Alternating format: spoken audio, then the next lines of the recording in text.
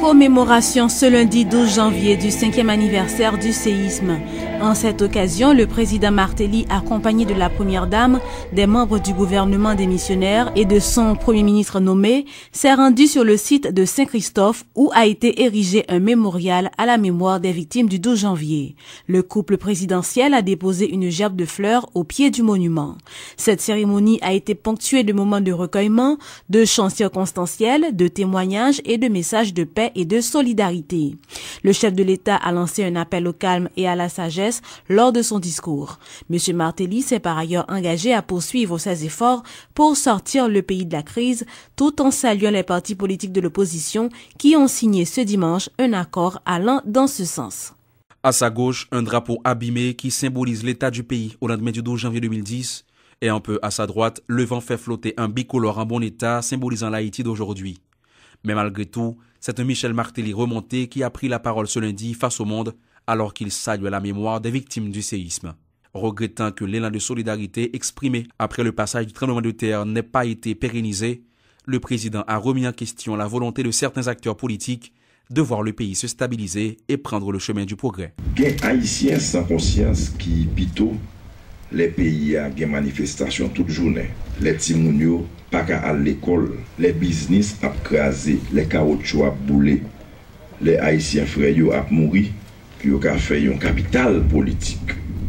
Le chef de l'État haïtien qui n'a pas voulu cacher sa déception devant l'acharnement d'un secteur à vouloir manipuler les plus faibles à son profit, Michel Martelly a dénoncé les manifestations à répétition qui ne font que ralentir le pays dans sa course vers l'émergence. Si toute énergie qui dépensée pour craser, briser, faire manifestation, il a utilisé énergie ça pour aider faire éducation timounio, faire proposition qui allait dans le sens stabilité avec progrès. En vérité, nous sommes plus loin. Les peuple à vivre dans plus bonnes conditions. Les Haïtiens doivent trouver la solution au problème d'Haïti dans le dialogue, a affirmé le président Martelly. Aujourd'hui, a indiqué le chef de l'État, la préoccupation première de tout acteur politique et de chaque citoyen responsable devrait être le futur d'Haïti, ce qui restera à la postérité. Martelly est pour le passé, Premier ministre est pour le passé, sénateur et député est pour le passé, opposition est pour le passé.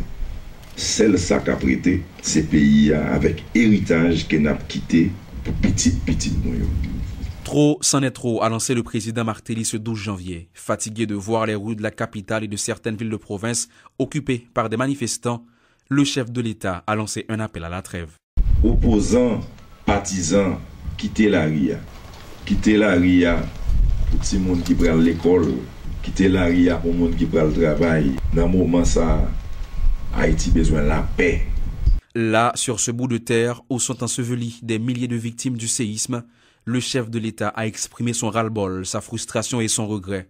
Et c'est au nom des 230 000 morts du 12 janvier que le président Martelly tend la main aux différents protagonistes en les invitant, malgré leurs divergences, à placer Haïti avant toute chose, et ce, pour toujours. Il est impossible de prévoir à coup sûr un tremblement de terre à partir des alignements de planètes, affirme l'ingénieur Claude Prepty. Invité à la rubrique Le Point ce lundi, M. Prepty a reconnu qu'il existait des coïncidences entre séisme et conjonction de planètes, mais selon lui, ce n'est qu'une théorie qui reste à prouver. En conséquence, le sismologue s'est gardé d'opiner sur les récentes prédictions d'un fort tremblement de terre sur l'île avant la fin du mois de janvier, tout en les relativisant. L'homme a une date, une zone, une magnitude d'intensité, c'est une prédiction. La prédiction, elle est précise. Or, dans l'état actuel de la connaissance scientifique, il n'est pas capable de faire prédiction. Sur le tremblement de terre? Non, il fait prévision. Il y a une différence entre la prédiction et la prévision. La prévision, c'est une estimation probabiliste de l'apparition d'un phénomène. Dans le cadre d'un plan de réduction du risque sismique, en Haïti ou bien ailleurs, on fait de la prévision. Tous les outils que nous commençons à météo, c'est pour la prévision et non la prédiction, parce qu'on ne peut pas prédire un séisme. Maintenant, il y a fait des recherches scientifiques qui travaillent. Et je suis bien content qu'on leur voit nos méthodes qui permettent qu'on prédit. Ça t'a épargné beaucoup de vies. Maintenant, la recherche, il y a une approche astrologique, une approche astronomique. À chaque fois qu'il y a un gros tremblement de terre à travers le monde, il y a toujours étudié le thème astral tremblement de terre. Surtout le 12 janvier arrivé, tu as gagné un astrologue français qui t'a envoyé pour moi, sous compte moi, il a étudié le thème astral 12 janvier. elle toujours montré que qu'on alimente la planète, toujours un phénomène, une cause qui là pour tremblement de terre. Alors, l'équipe ça lui-même, il a fait une étude, il a constaté que dans le passé, justement, tremblement de terre qu'on a parlé, 1751, 1770, on a fait de symétrie, on alimente la planète par rapport à ce soleil-là, et tremblement de terre a fait exactement le ça fait. Donc, il a essayé d'établir des relations, des comparaisons. Et on prévoit que même aliment ça est capable de faire dans fin mois de janvier. Donc, si ça répétait encore, donc il y a une possibilité pour que le tremblement de terre ce jour-là. C'est une approche. Mais, du point de vue scientifique, on n'est pas capable de dire que son argument, son vérité absolue, obligatoirement, parle de tremblement de terre à la fin du mois de janvier. Parce que l'approche ça, pour le valable, pour que le transformer en vérité absolue, il faut être capable de vérifier pendant des dizaines, voire même des centaines d'années. Et pendant tout le temps, ça, il faut qu'il vérifie à tous les coups. Il suffit que le pas vérifier une seule fois, théorie a tombé. C'est ça la vérité scientifique. D'autant que il vérifier, il est là. Mais le jour que le pas vérifier encore, théorie a tombé. Or, nous parlons stade ça qu'on y a là. Donc c'est une approche. Même penser que au-delà de que ce soit sur rumeur qui fondée ou pas fondée, la question pour moi n'est pas là. Il y a des méthodes de prévision. Et c'est la sismicité historique, la sismicité instrumentale, ensuite la sismotectonique, bon, c'est des gros termes.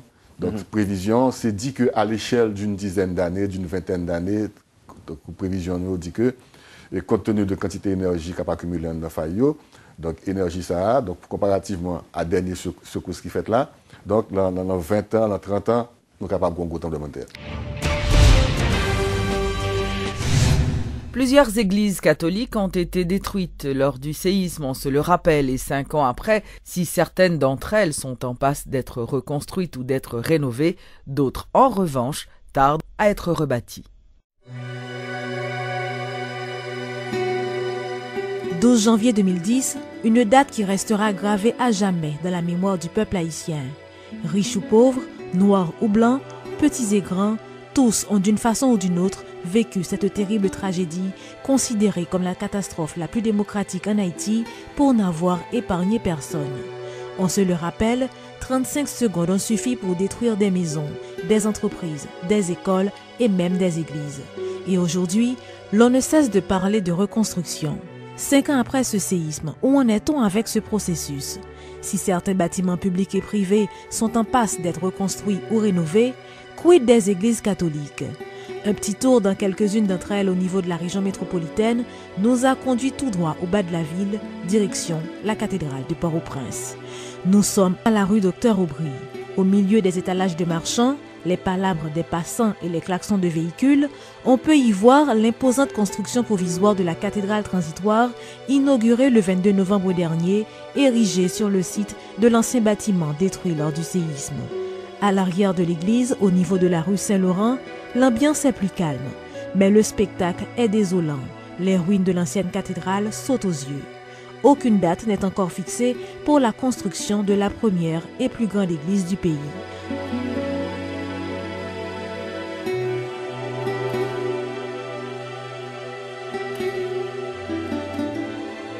Nous restons toujours dans le centre-ville. Cette fois, pour visiter l'église Sainte-Anne située à l'angle des rues Carbone et de l'Enterrement. À l'entrée principale, des hommes au travail érigent une stèle en mémoire de l'ancien curé disparu lors du tremblement de terre. Dans l'intervalle, l'on constate le délabrement du site livré à lui-même, abandonné aux herbes folles et aux arbustes épineux. Interrogé sur le processus de reconstruction, le sacristain nous informe hors micro que les études de sol ont déjà pris fin. Les résultats doivent être communiqués dans 3 mois et c'est à ce moment-là qu'on saura d'abord si la reconstruction est faisable et si oui, quand elle débutera. Entre-temps, une structure provisoire a été construite pour accueillir les messes et autres services offerts par la paroisse. Un peu plus loin, nous voilà au sud de Port-au-Prince, à l'église de Saint-Gérard de Carrefourfeuille. Ici, l'espace est propre et accueillant, mais les ruines du bâtiment sont encore bien visibles. Comme les autres églises détruites lors du séisme, une structure provisoire est construite en tôle sur le site pour les différentes célébrations. Mais en période pluvieuse, les fidèles sont dans une situation difficile. Selon les informations que nous a fournies le révérend père Gilbert Peltreau de la congrégation du Très Saint Rédempteur, la maquette est terminée. À présent, reste l'étude des structures à boucler. Le projet fini doit être soumis en mars prochain à la conférence américaine des évêques. S'il est accepté, la construction pourra commencer au début de l'année 2016.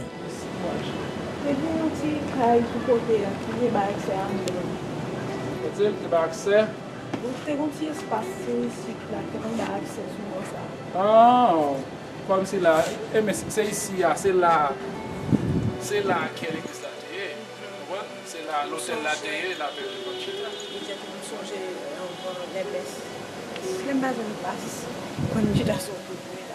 ok, c'est ça.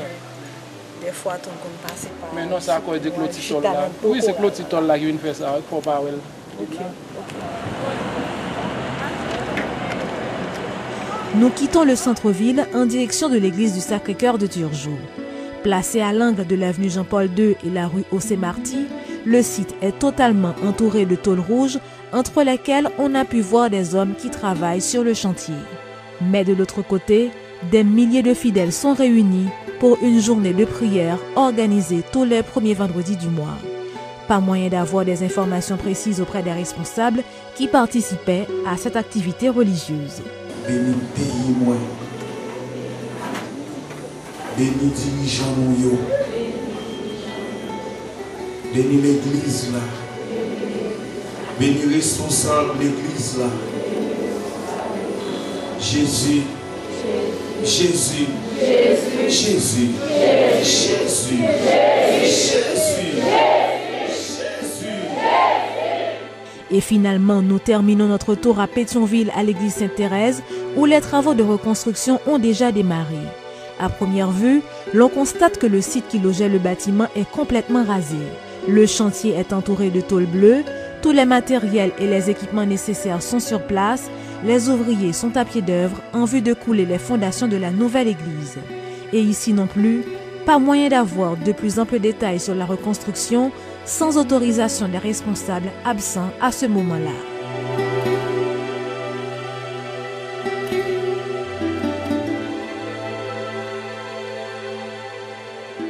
Dans l'ensemble, l'Église catholique a environ 200 projets à réaliser dans le cadre du programme Proximité catholique avec Haïti et son Église proche. Et parmi eux, 70 qui concernent des églises, des chapelles ou des écoles congréganistes sont actuellement en cours pour un montant de 58 millions de dollars, avait fait savoir récemment le directeur général de l'unité d'opération et de construction, l'ingénieur Stéphane Bestin.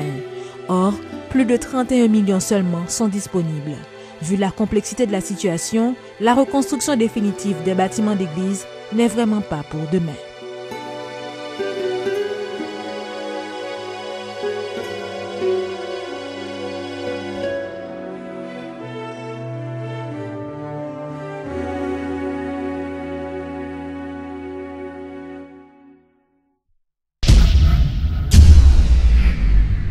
Signature ce dimanche d'un accord global entre le président Michel Martelly et une vingtaine de partis politiques en vue de trouver une issue à la crise préélectorale. Cet accord, qui concerne en grande partie les conditions d'organisation des prochaines élections, a été paraphé à la veille de l'échéance du 12 janvier.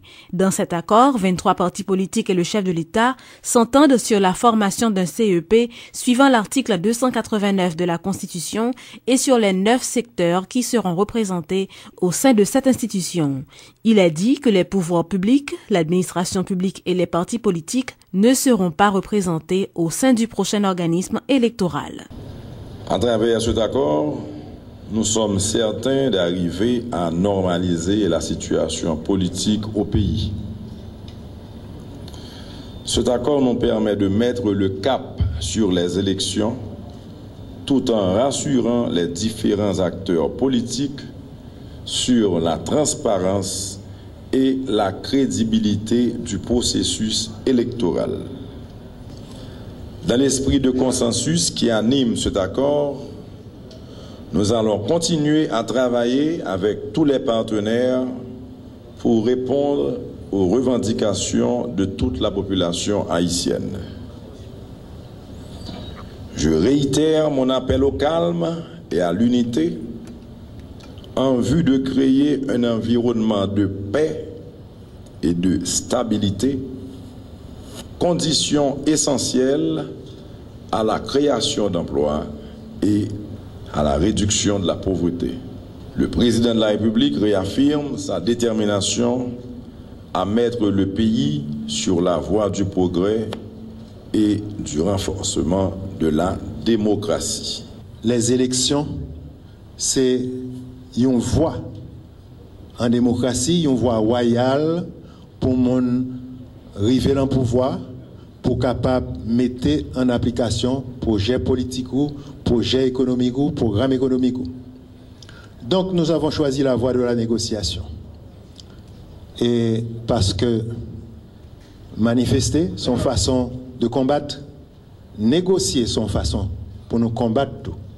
En ce qui concerne nous autres, les partis politiques, je peux en leur nom dire que nous avons la ferme et inébranlable détermination de respecter les engagements que nous venons de prendre. Nous inviter nos amis, nous inviter tous les militants qui, jeudi à la, ils ont gagné des reproches certaines qu'il n'y a pas adressé à ce pouvoir. Nous pouvons défendre nos idées de diverses façons. Et par le dialogue, c'est une bonne façon. Quand le dialogue est possible, c'est une bonne façon, peut-être la meilleure façon de combattre pour nous faire l'idée nous aboutir. Fin ce lundi 12 janvier du mandat de la 49e législature. Les sénateurs de l'opposition radicale n'ont pas pu conclure un accord avec l'exécutif en vue de la prolongation du mandat des élus. Plusieurs journées de discussion entre le chef de l'État et la commission sénatoriale à l'hôtel Kinam n'ont pas permis de trouver l'entente nécessaire à la tenue de l'Assemblée nationale.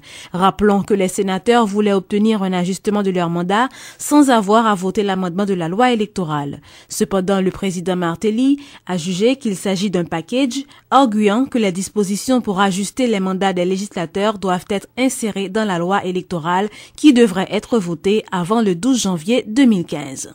Compte à rebours terminé, le Parlement est désormais dysfonctionnel.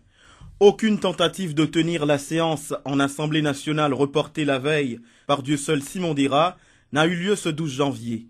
La présence de 2 ou 3 députés et de sénateurs était toutefois remarquée. Jusqu'à 2 heures de l'après-midi, le président du Sénat était absent du Parlement. À l'entrée principale du corps législatif, ce matin, des agents du CIMO montaient la garde. « Qu'êtes-vous venus faire ici, messieurs les journalistes ?» nous a lancé un agent de sécurité du Parlement sur un ton ironique alors qu'on franchissait le seuil.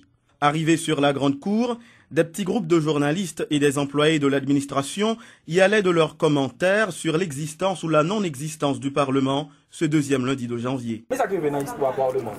Pourquoi jamais on l'a là?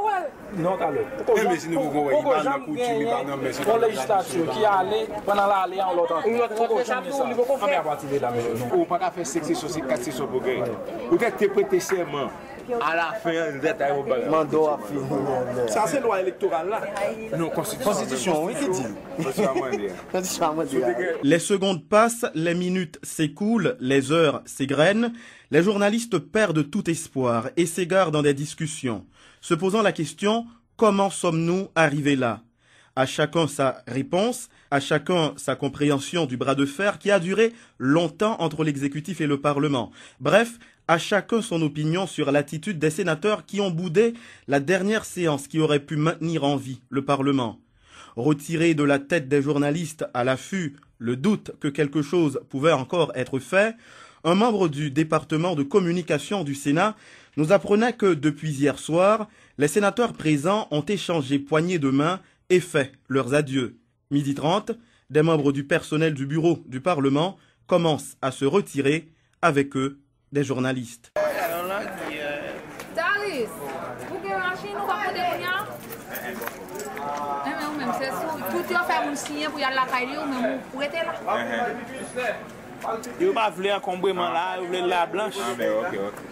La 49e législature part sans que la 50e entre en fonction.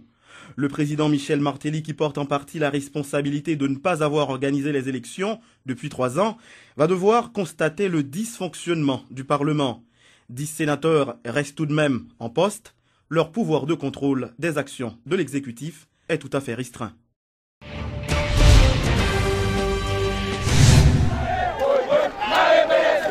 Une vive tension a régné ce dimanche au centre-ville de Port-au-Prince lors d'une manifestation anti-gouvernementale. Les protestataires ont érigé des barricades de pneus enflammés dans certaines rues de la capitale.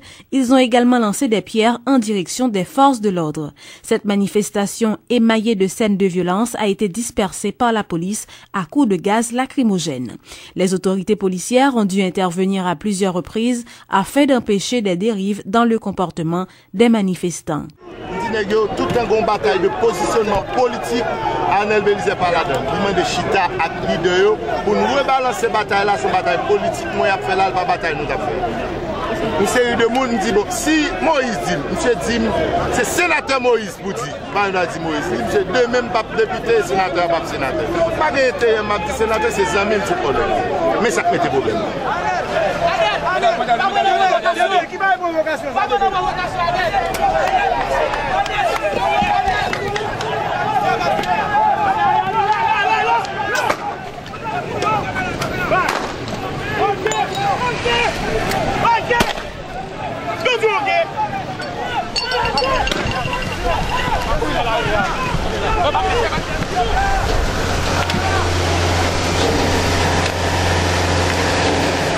Revenez,